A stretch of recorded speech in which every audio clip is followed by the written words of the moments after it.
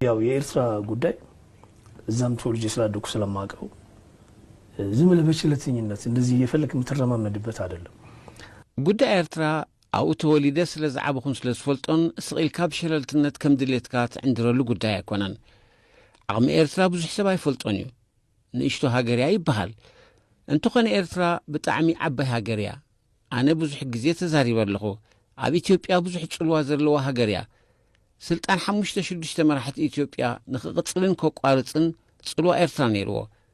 ናይ ኤርትራን ኢትዮጵያን ፖለቲካ ክሳብ ብኸምዚ ዝጸላሎ እዩ። 5-6 መሪዎች እድሜ መቀጠልና ማጠር ላይ የኤርትራ እጅ አለበት እና የኤርትራና የኢትዮጵያ ፖለቲካ እንደዚህ የተሳሰረ ነው። በቅርብ ጊዜ ታሪካችን ውስጥ ባለፈው 100 ዓመት በምንለው ታሪካችን ውስጥ የኢትዮጵያ መንግስታት መምጣትም ሆነ መሄድ መውደቅም ሆነ መነሳት ቀጥታ ከኤርትራ ጥያቄ አመላለሳችን ጋር ተያያዥነት አለው። ናይ ቀረባ ናይ 100 ዓመት ታሪክና መንግስታት ኢትዮጵያ ናብ ስልጣን ምምጻእን መኻድን ምውዳቕን ምትንሳእን ኣብ ምምላስ ሕቶ ኤርትራ ብእንወስዶ መርገፂ ዝተሓሓዘ እዩ። ሃፀይ ሃይለ ስላሴ ሕቶ ኤርትራ ንምምላስ ዝተኸተሉ ኣካይዳ ንውድቀቶም ኣስተዋፅኦ ነይርዎ። ስርዓት ደርግ ንሕቶ ኤርትራ ዝተኸተሎ መንገዲ እውን ንውድቀቱ ዓብ ግደ ተፃዊቱ። መንግስቲ ኢህአደግ ርክብ ምስ ኤርትራ ብምባል ዝተኸተሎ ኣካይዳ ንውድቀቱ ዓብ ተራ ነይርዎ። ኣብዚ ሕጂ እዋን ምስ ኤርትራ ዘለና ርክብ ሕቶ ሃገራዊ ድሕነት ጥራይ ዘይኮነ ብዛዕባ ወደብ ንልዕል ስለ ዘለናን ብመንፅር ታሪክ እውን ሕቶ ኤርትራ ንምልሰሉ መንገዲ ምስ ህልውናና ዝተሓሓዘ ብምዃኑ ኣብ ግምት ምእታው ግቡእ እዩ ዝብል እምነት ኣለኒ። ከአጠቃላይ ህልውናችን ጋር ተያያዥነት ያለው መሆኑን አሱ ማድረግ ተገቢ ነው የሚል እምነት አለኝ። ታሪካችን ውስጥ የኤርትራን ጥያቄ ሃንድል የምናደርግበት መንገድ ምን ያክል ትልቅ ኢምፓክት እንደነበረው አሁን ባለንበት ሁኔታ ኣብ ታሪክና ንጉዳይ ኤርትራ እንገብሮ ኣተሓሕዛ ክሳብ ክንደይ ጽልዋ ከም ዝነበሮ ሎሚ እውን ኣብዚ ዘለናዮ እዋን ኣብ ቅድሜና ናይ ሃገራዊ ድሕነት ሓደጋ አንጸላልዩሎ። ቀጥታ ፊታችን ላይ የሚጋርጠው የደህንነት አደጋ አለ።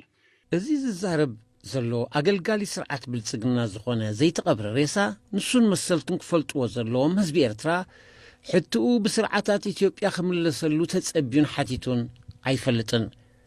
ንሕትኡ ባዕሉ ኣብ 1991 መሊስዎ እዩ። ኣብዚ ሕጂ እዋን ድማ ንስርዓት ኢትዮጵያ ዝኾነ ዝሓተቶ ይኹን ዝሓቶ ሕቶ የብሉን። ዝሓቱን ዘጓዕብዑን ዘለዉ ንሳቶም እምበር ህዝቢ ኤርትራ ኣይኮነን። በኣት ስርዓት ቀብሪ ሓርበኛ ሚኒስተር ሰመረ ርእሶም ተፈጺሙ ንልዕሊ 50 ዓመት ብተወፋይነትን ብሉጽ ኣገልግሎትን ዘገልገለ ሓርበኛ ሚኒስተር ሰመረ ርእሶም ወግዓዊ ስነ ስርዓት ቀብሪ ሎሚ ሰዓት 10 ቅድሚ ቀትሪ ኣብ መካነ መቃብር ሓርበኛታት ኣስመራ ተፈጺሙ ኣብቲ ብክብ ዝበለ ስነ ስርዓት ዝተኻየደ ስነ ስርዓት ቀብሪ ፕሬዝደንት ኢሳያስ ኣፈወርቂ ላዕለዎት ሰበስልጣን መንግስትን ህዝባዊ ግንባርን መራሕቲ ዝተፈላለየ ሃይማኖታት ኣባላት ስድራ ቤቱ መቕረቡን ብርክት ዝበለ ህዝብን ተረኺቦም ንክቡር ሚኒስተር ሰመረ ርእሶም ናይ መወዳእታ ስንብታ ገይሮም ሎም ሚኒስተር ሰመረ ርእሶም ካብ ግዜ ብረታዊ ቃልሲ ጀሚሩ እስካብ እዋን ዕረፍቱ ኣብ ዝተፈላለዩ ላዕለዎት ናይ ሓላፍነት ቦታታት ብምምዳብ ንሃገራዊ ረብሓን ዕቤት ህዝቢ ኤርትራን ብዘይሕለል ጻዕሪ ዘገልገለ ተባዕ ሓርበኛን ምኩር መራሕን ነይሩ። መንግስቲ ኤርትራን ሚኒስትር ዜናን ነቲ ብሞት ሚኒስተር ሰመረ ርእሶም ዝተሰማዕ መሪር ሓዘን ብምግላጽ ንመላእ ስድራ ቤቱን ፈተውቱን ጽንዓት ይሃብኩም ኢሎም ኣለዉ። ፕሬዝደንት ኢሳያስ ኣፈወርቂ ብምኽንያት ሃገራዊ በዓል ግብፂ ናብ ፕሬዝደንት ዓብደልፋታሕ አልሲሲ ናይ እንኳዕ ኣብፅሕኩም መልእኽቲ ሰዲዱ። ፕሬዝደንት ሃገር ኤርትራ ክቡር ኣቶ ኢሳያስ ኣፈወርቂ ትማሊ 23 ሓምለ ብምኽንያት ዝኽሪ መበል 74 ዓመት ሃገራዊ በዓል ግብፂ ናብ ፕሬዝደንት ሪፓብሊክ ዓረብ ግብፂ ክቡር ዓብደልፋታሕ አልሲሲ ናይ እንኳዕ ኣብፅሕኩም መልእኽቲ ኣመሓላሊፉ። ፕሬዝደንት ኢሳያስ ኣብ ዘመሓላለፎ ናይ ዮሃና መልእኽቲ ንፕሬዝደንት ዓብደልፋታሕ አልሲሲ ጥዕናን ዕድመን ንህዝቢ ግብፂ ድማ ዝያዳ ብልጽግናን ሰላምን ተመንዩ። ኣብቲ ዘመሓላለፈ ወግዓዊ መልእኽቲ ፕሬዝደንት ኢሳያስ ኣብ ሞንጎ ኤርትራን ግብፅን ዘሎ ነዊሕ ፀንሐ ታሪካውን ስትራቴጂካውን ዝምድና ብምጥቃስ እዚ ዝምድና እዚ ኣብ ዝሓለፈ ዓመታት ብዝያዳ እናደልደለ ይመጽእ ከም ዘሎ ገሊጹ። ኤርትራ ኣብ ዞባዊ ጉዳያት ጸጥታን ምርግጋእን ምስ ግብፂ ብቐረባ ንምውሃድ ዘለዋ ድልውነት ዘረጋገጸ ፕሬዝደንት ኢሳያስ ብፍላይ ኣብ ከባቢ ቀይሕ ባሕርን ቀርኒ ኣፍሪቃን ዘንጸላልዉ ዘለዉ ጸገማት ንምፍታሕ ናይ ክልቲአን ሃገራት ሓበራዊ ስራሕ ወሳኒ ምዃኑ ኣስሚሩሉ እዩ። ብተወሳኺ እቲ መልእኽቲ መልእኽቲ ኣብ መንጎ ክልቲአን ሃገራት ኣብ ዝተፈላለዩ ዓውድታት ልምዓት ንምስራሕ ዘሎ ሰፊሕ ዕድል ኣስተንተነ እዩ። ፕሬዝደንት ኢሳያስ ኤርትራ ምስ ግብፂ ኣብ ዓውድታት ሕርሻ ዓደና ንግድን ካልኦት ቁጠባዊ ንጥፈታትን ንምስራሕን ንነዊሕ እዋን ተወጢኖም ዝጸንሑ ሓበራዊ ፕሮጀክታት ናብ ግብሪ ንምትርጓምን ዘለዋ ጽኑዕ ተወፋይነት ገሊጹ። እዚ ኣብ መንጎ ክልቲአን መራሕቲ ዝተገበረ ናይ መልእኽቲ ልውውጥ ንዝምድና ክልቲአን ሃገራት ናብ ዝለዓለ ናይ ምትሕብባር ደረጃ ንምስጋርን ኣብ ዞባዊ ጉዳያት ሓበራዊ ምርድዳእ ንምፍጣርን ዝዓለመ ምዃኑ ይፍለጥ። መንግስት ኤርትራ ጉዳይ ጸጥታን ምርግጋእን ቀይሕ ባሕሪ ዘለዎ ጽኑዕ መርገጽን ስትራቴጂካዊ ርእይቶን ኣገንዚቡ ቀይሕ ባሕሪ ዘለዎ ጂኦ ስትራቴጂካዊ ኣገዳስነት ኣብዚ እዋን ብዝያዳ እናጎልሐ ይመጽእ ከም ዘሎ ዝገለጸ ሚኒስትር ዜና ኤርትራ ገማግም ሃገራት ነዚ ኣገዳሲ ዓለም ለኻዊ መስመር መጓዓዝያ ባሕሪ ንምውሓስን ንምርግጋእን ቀዳማይ ግዴታን ሓላፍነት ከም ዘለዎን ኣረጋጊጹ እዚ ንጸጥታ ቀይሕ ባሕሪ ዝምልከት ስራሕ ግዜ ፖለቲካዊ ድሌትን ጸጋታትን ዝሓትት ኮይኑ ኣብ ንጹር ስትራቴጂን ውድብ ሓበራዊ ናይ ስራሕ መደብን ዝተመሰረተ ክኸውን ከም ዝግባእ ተገሊጹ።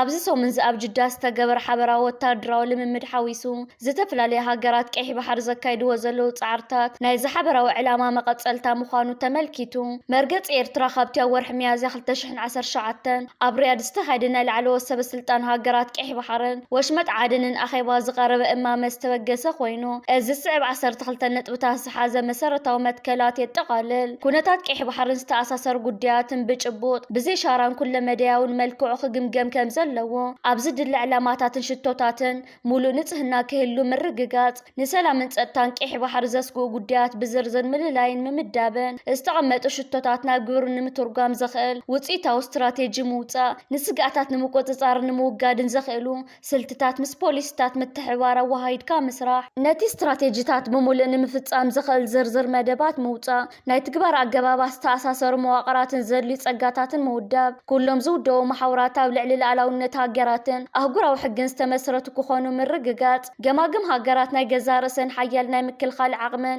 ሓይሊ ባሕርን ክሃንፃን ክውንናን ከም ዘለወን ብውልቂ ሃገራት ክዕመሙ ዘይኽእሉ ስራሕቲ ብሓበራዊ ጻዕርን ቅልጽምን ንምምላእ ምስራሕ ካብ ዓቕሚ ገማግም ሃገራት ንላዕሊ ዝኾኑ ስራሕቲ ምስ ደገፍቲ ወፃኢ ሓይልታት ንምስራሕ ኣብ ሓበራዊ ስምምዕ ዝተመስረተ ናይ ምትሕብባር ኣገባብ ምፍጣር ነዞም ጉዳያት እዚኦም ብሞያውን ኩለ መድያውን መልክዑ ዝከታተላ ብቑዓት ኮሚቴታት ምቋም እዚ ብ23 መስከረም 2019 ዝወፀ መግለፂ ሚኒስትር ዜና ዛጊድ ንፖሊስ ኤርትራ ኣብ ጉዳይ ቀይሕ ባሕሪ ብንጹር ዘንጸባርቕን ንሃገራዊ ረብሓ ኤርትራ ዝውክልን ስትራቴጂካዊ ሰነድ ኮይኑ የገልግል ኣሎ።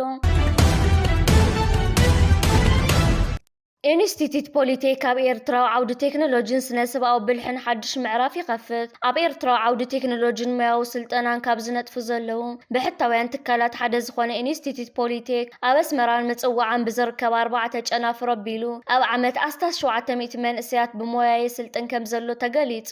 እቲ ትካል ምስ እዋናዊ ምዕባለታት ዓለም ንምስጓም ሕጂ ትምህርቲ ስነ ሰብኣዊ ብልሒ ኤኣይ ንጀመርትን ንፈጠርቲ ትሕዝቶን ክህብ ምጅማሩ ተፈሊጡ። ብበዓል ሞያ ኤሌክትሮኒክስ ኣቶ ኢሳያስ ዕቑባይ ኣብ ሰነ 2009 ዝተመስረተ ፖሊቴክ ኣብ ዝሓለፈ 15 ዓመታት ብቕዓቱ እናረጋገጸ ዝመጸ ትካል እዩ። ሕጂ ድማ 3 ጨናፍር ኣብ ኣስመራ ሓደ ጨንፈር ድማ ወደባዊት ከተማ ምጽዋዕ ብምኽፋት ስራሕቲ የሳልጥ ኣሎ። እቲ ትካል ንስልጠና ጥራሕ ዘይኮነስ ምስ መሸጣ ኣቑሑ ቴክኖሎጂን ኣቑሑ ጽገናን ብምውሃድ እንተመሃሮ ጭቡጥ ናይ ስራሕ ዕድልን ተመክሮን ዝረኽብሉ ሃዋህው ፈጢሩ ይርከብ። ፖሊቴክ ካብ ዝህቦም ስርዓት ስልጠናታት ቴክኖሎጂ ኤሌክትሪክን ኤሌክትሮኒክስን ሃርድዌርን ሶፍትዌርን ኮምፒውተር ፕሮግራሚንግ ኔትወርኪንግ ግራፊክ ዲዛይን ጽገና ሞባይልን ምድላው ኦዲዮ ቪዥዋልን ይርከብዎም። ምስቲ ብዓለም ደረጃ ዝመጽእ ዘሎ ናይ ኤአይ ለውጥን ምስጓም ድማ ፖሊቴክ ስልጠና ሰብኣዊ ብልሒ ዓላል የሎም። ኣቶ ኢሳያስ ከም ዝገለጾ ኣብዚ ዓመት ጥራይ ኣስታት 50 ተምሃሮ ካብ ትምህርቲ ኤአይ ተመሪቖም ኣለዉ። እዞም ተምሃሮ እዚኣቶም ድሮ ናይ ኤአይ ቴክኒክ ተጠቒሞም ንህፃናት ዝኸውን ናይ ምንቅስቓስ ምስሊ ቪድዮታት ከዳልዉ ምጅማሮም ድማ እቲ ስልጠናዊ ሓፂር እዋን ፍረ የርኢ ከም ዘሎ መርኣያ ኮይኑ ኣሎ። ሓደ ካብቲ ፖሊቴክ ፍሉይ ዝገብሮ ነገር ተምሃሮ ንጡፋት ስራሕ ፈጠርቲ ምዃኖም እዩ። ብዙሓት ናይ ቀደም ተምሃሮ እቲ ትካል ሕጂ ኣብ መላእ ኤርትራ ናይ ገዛ ርእሶም ናይ ቴክኖሎጂ ድኳናትን ጽገናን ከፊቶም ይርከቡ። እዚ ድማ ፖሊቴክ ኣብ ኤርትራ ንጡፍ ናይ ቴክኒሻናትን ዲጂታል ፈጠርትን ከባቢ ኣብ ምፍጣር ወሳኒ ተራ ይፃወት ከም ዘሎ ዘረጋግጽ እዩ። ኣብ መጻኢ እቲ ትካል ኣገልግሎቱ ናብ ካልኦት ዞባታት ሃገርና ብምስፋሕ ንዝያዳ መንእሰያት ናይ ቴክኖሎጂ ዓቕሞም ንምዕባይን ምስ ዲጂታል ዓለም ንምትእስሳርን ዓብይ መደብ ሒዙ ይንቀሳቐስ ኣሎ። ሓይልታት ሕቲ ካብ ገማግም የመን ተበጊሶም ኣብ ልዕሊ መራኸብ ንግዲ ዝፍጽምዎ ዘለዉ ተኸታታሊ መጥቃዕትታት ንመጻወ ባብኤል መንደብን ወሽመጥ ዓደንን ናብ ሓደ ካብቶም ዝዓበዩ ዘባውን ዓለም ለኻውን ጸጥታዊ ቡድሆታት ቀይርዎ ይርከብ። እዚ ብጸረ መራኸብ ሚሳኤላትን ድሮናትን ዝተሰነየ ወታደራዊ ስርሒታት ንዓበይቲ ናይ መጓዓዝያ ባሕር ኩባንያታት ንጥፈታትን ደው ከብላን ንዋሕዚ ንግዲ ዓለም ክዝረጉን ገይረሎም። እዚ ኣብ ቀይሕ ባሕር ተፈጢሩ ዘሎ ኩነታት ከም ተራ ዞባዊ ግጭት ጥራሕ ዘይኮነስ ከም ሓደ ዓብዪ ዓለም ለኻዊ ቀልውላዊ ይዝረአ ዘሎ።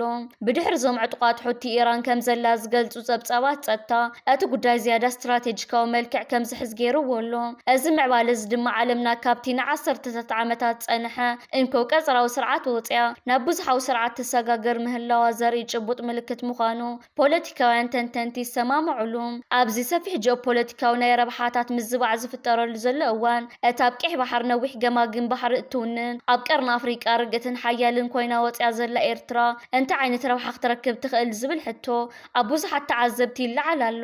ኤርትራ ብሰንኪቲ ዘለዋ ስትራቴጂካዊ ኣቀማምጣ ኣብ ምርግጋፅ ጸጥታ ቀይሕ ባሕር ወሳኒ ተራ ክትፃወት ከም ትኽእል ይንገር። እዚ ሕጂ ተፈጢሩ ዘሎ ናይ ሓይሊ ምዝባዕ ንሃገራዊ ረብሓ ኤርትራ ብዝጥዕም መልክዑ ንምጥቃም ሰፊሕ ዕድላት ከም ዝኸፍት እኳ እንተተገመተ እቲ መስርሕ ግን ብጥንቃቐ ክመሓደር ከም ዘለዎ ይምከር። ከም ኤርትራ ዝኣመሰለ ሃገራት ነዚ ዝመፅእ ዘሎ ሓድሽ ዓለም ለኻዊ ምውዳን ተጠንቂቐን ተመሓዲረንኦ ስትራቴጂካዊ ጽልዋን ንምድንፋዕን ቁጠባዊ ረብሓን ንምውሓስን ዓብዪ ዕድል ክኾነን ይኽእል እዩ።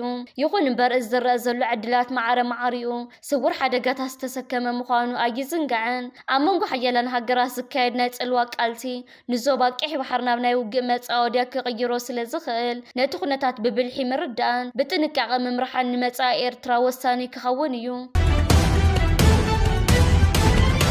እዚ ከምዚ ኢሉ እንከሎ ኣብ ቀይሕ ባሕር ነተና መጻወ ባብኤል መንደብ ዘለዋ ኤርትራን ጅቡትን ከምኡ ድማ ብሓፈሻ ኣብ ቀይሕ ባሕር ዘለዋ ሃገራት ብዘስግእ መልክዕ ዕጦ ጉጅለ ሕቲ ኣብ ልዕሊ ናይ ስዑድ ዓረብ መራኸቢ መጥቃዕቲ ፈጺሙ ወሃቢ ቃል ዕጦ ጉጅለ ሕቲ ያሕያ ሳርዕ ኣብ ዝሃቦ መግለጺ ኣልሳልያን ላይላን ዝበሃላ ክልተ መራኸቢ ነዳዲ ስዑድ ዓረብ ብሚሳኤላትን ሰብኣሎ ነፈርትን መጥቃዕቲ ከም ዝፈጸሙለን ኣፍሊጡ። እዚ መጥቃዕቲ እዚ ነቲ ሕቲ ኣብ ልዕሊ መራኸቢ ስዑዲ ዘንበሩ እገዳ ጥሒሰን ብምጓዓዝን ዝተፈጸመ ምዃኑ ተገሊጹ። ብሰንኪ እዚ ድማ ኣስታት 10 ዝኾና መራኸብ ካብቲ መስመር ወፂአን ድሕሪት ክምለሳ ተገዲደን እየን። እዚ ድማ ንግዲ ባሕሪ ኤርትራን ጅቡትን ዓብዪ ስግኣት ዝፈጥር እዩ። ኣህጉራዊ መዕርፎ ነፈርቲ ኣስመራ ብሓደሽቲ ነፈርትን ምዕቡል ኣገልግሎትን ይደምቕ ኣሎ። ኣብዚ እዋን ንጥፈታቱ ብዝለዓለ መጠን ብምውሳኽ ሓደሽቲ ነፈርቲ ዝተኣናገድሉን ሰፋሕቲ ናይ ምምሕያሽ ስራሕቲ ዝሰላሰሉሉን ዘሎ ምዃኑ ይፍለጥ። እዚ ታሪካዊ መዕርፎ ነፈርቲ ንምምሃርን ንምዝማንን ዝግበሩ ዘለዉ ስራሕቲ ንኤርትራ ምስ ዝተፈላለዩ ኩርናዓት ዓለም ዘለዋ ምትእስሳር ዘሕይል እዩ። ካብቶም ዝረኣዩ ዘለዉ ሓደሽቲ ዝተፈላለዩ ዓለም ለኻዊ ትካላት ኣየር ብሉፅ ኣገልግሎት ዝህባ ሓደሽቲ ነፈርቲ ናብ ኣስመራ ብምስዳድ በረራታት ተኔዛይዳ ኣለዋ።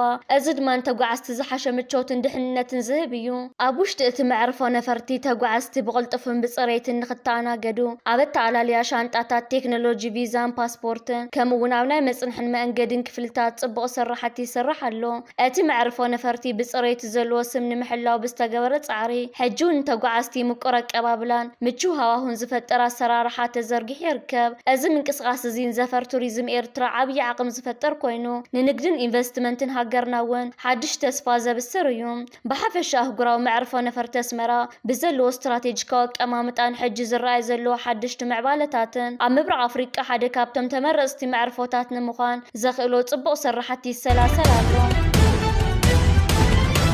ዶክተር ደብረጽዮን ገብረ ሚካኤል ምስ ፕሬዝደንት ኢሳያስ አፈወርቂ ብምስጢር ከም ዝተራኸቡ ኣይተ ጌታቸው ረዳ ገሊጾም። ኣማኻሪ ቀዳማይ ሚኒስትር ኣብ ጉዳያት ምብራቕ ኣፍሪቃን ነበር ፕሬዝደንት ጊዜያዊ ምምሕዳር ትግራይን ኣይተ ጌታቸው ረዳ ኣቦ ወንበር ሕወሓት ዶክተር ደብረጽዮን ገብረ ሚካኤል ምስ ፕሬዝደንት ኤርትራ ኢሳያስ አፈወርቂ ብምስጢር ከም ዝተራኸቡ ኣቃሊዖም። ኣይተ ጌታቸው ረዳ ኣብ ናይ ፌስቡክ ገጹ ኣብ ዘርግሖ ሰፊሕ ጽሑፍ ከም ዝሓበሮ ዶክተር ደብረጽዮን ገብረ ሚካኤል ናብ ኤርትራ ብምኻድ ምስ ፕሬዝደንት ኢሳያስ አፈወርቂ ብሕቡእ ተራኺቦም ተዘራሪቦም እዮም። ብተወሳኺ ኣይተ ጌታቸው ረዳ ኣብቲ ጽሑፉ ሓላፊት ቤት ጽሕፈት ሕወሓት ወይዘሮ ፈትለወርቅ ገብረ እግዚአብሔር ምስ ሰራዊት ናጽነት ኦሮሞን ጉጅለ ዕጡቕ ፋኖን ተሓባቢርና ኣብ ዙርያ ኣዲስ ኣበባ ንዋጋእ ኣለና በይንና ኣይኮናን ሓደሽቲ መሓዙት ኣለውና ብምባል ዝሃወተ መግለፂ ጠቒሱ ነቒፈሎ። ከም ገለጸ ኣይተ ጌታቸው ረዳ እዚ ምንቅስቓስ እዚ እቲ ተረፍ መረፍ ዝበሎ ጉጅለ ሕወሓት ዘለዎ ናይ ስልጣን ህርፈት ዘርኢ ኢሉ እቲ ጉጅለ ዝቃለስ ዘሎ ንግዛእታዊ ሓድነት ትግራይ ንምኽባር ወይ ተመዛበልቲ ንምምላስ ዘይኮነስ ስልጣን 4 ኪሎ ንምቆፅጻር ተባሂሉ መላምል ደቂ ትግራይ ንኽረግፉ ዝግበር ዘሎ ጥልመት ይኽብል ገሊጽዎ እዚ ብኣይተ ጌታቸው ረዳ ዝቐረበ ከቢድ ክሲ ኣብ መንጎ ክልቲኦም ወገናት ሕወሓት ዘሎ ምስሓብ ናብ ሓድሽ ምዕራፍ ተሰጋጊሩ ምህላው ዘርኢ ምዃኑ ተዓዘብቲ ይገልጹ